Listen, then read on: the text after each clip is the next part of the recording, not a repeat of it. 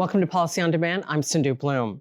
Like you, we've been keeping an eye on workforce issues, particularly now as so much about how and where we work has changed and will continue to change.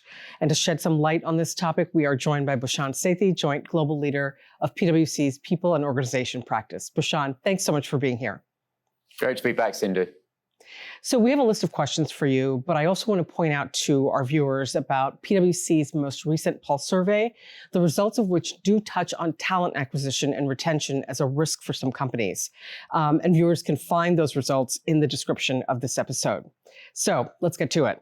Employers and the workforce have been through a lot in the last 2.5 years, from adjusting to completely new way of working at the start of the pandemic to now having to find a new normal, which is different for everybody.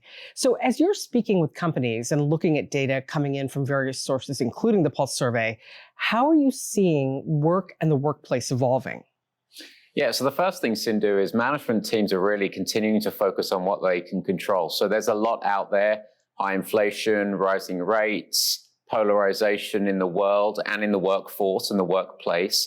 But progressive leaders and organizations are saying, what can we do to retain the trust of our employees and our other stakeholders? So absolutely, how we return to the office is one of those issues. To the extent that we can be vocal on social issues that matter to our employees, how do we participate in important discussions around minimum wage and systemic racism and other challenges we have in our society that impact businesses and communities. So where we are right now is businesses are focusing on how do they grow their business? How do they think about pricing in a higher inflation environment? To what extent they can grow some parts of their business? And absolutely a huge part of that is, do we have the ability to attract and retain and engage and motivate our talent? All right, and there's a big adjustment happening. And it's been happening for the last 2.5 years to living and working differently, and with different, economic things that are happening, such as inflation. But there also has been a shift in attitude about work. So one of the things that's been coming up a lot lately is quiet quitting, and it's been in the news. But besides that, what trends are you seeing in employee sentiment? So right now, employees want to have a voice. They want to have agency to the extent that they can around their work schedule and around their work location. They want to have meaningful work. One of our global surveys, Sindhu, we actually asked people what would make them resign from their current company. The number one issue was job fulfillment. So people want to have fun in their work. They want to have friction taken out of their work. If they can simplify less meetings, a less toxic work culture, better workplace tools for them to use, a nice working environment, and some agency on their schedule. These are the things that employees want in addition to pay. And that's just table stakes right now. So job fulfillment, the ability to be my authentic self. And you're absolutely right. Workers have redefined their relationship with work and their employer. So how do employers make that happen? How do you deal with something like quiet quitting and other employee sentiments? Yeah, so quiet quitting is just the latest of kind of things that we're seeing where leaders have to create the right environment. They have to create an area of psychological safety where people can air grievances and challenges, where people can actually be fulfilled and do their best work and drive growth and innovation for their company. The challenge with the quiet quitting is we've really got to get to, that's a symptom, we've really got to get to the root cause. What is causing people not to bring their creativity and their inspiration to their workplace, whether that's on-site or whether that's at home or whether that's hybrid? And so organizations really have got to lean in, whether it's around quiet quitting or it's around, are we giving people opportunities? Do we have the right leadership model? Are we giving people transparent feedback so that they can develop, whether that's in person or whether that's remote? So what organizations are doing, again, on the talent agenda is saying, let's create the right environment where people can thrive. Let's focus on the inclusive leadership that we need. Hybrid work will continue to be an experiment for many organizations. There'll be some things we get right. There'll be some lessons we learn as a business community along the way. But again, progressive firms are leaning into how they make people feel, how they develop people, and how they attract and retain that specialized talent. All right, so we've talked about what companies are doing to retain the talent and acquire talent, but let's talk about the risks. What are the biggest risks facing companies, and how are they facing those risks? And also interested to know how you recommend companies deal with those risks. Yeah.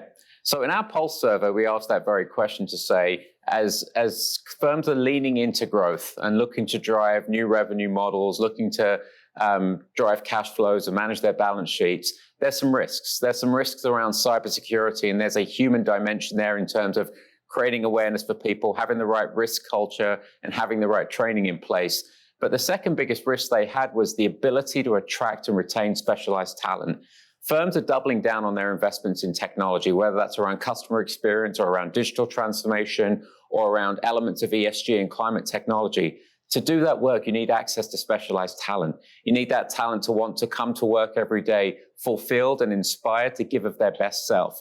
So firms have to continue to invest in technologies, but also invest in their people. And for us, the last probably 2 years, has really been a renaissance on the focus of what does it mean to lead in that environment? How do you build trust? How do you take a personalized approach to leading people in different ways? And how do we bring inclusive leadership from theory to action, including how do we assess it through how we're making people feel and how that's translating to productivity and also the bottom line?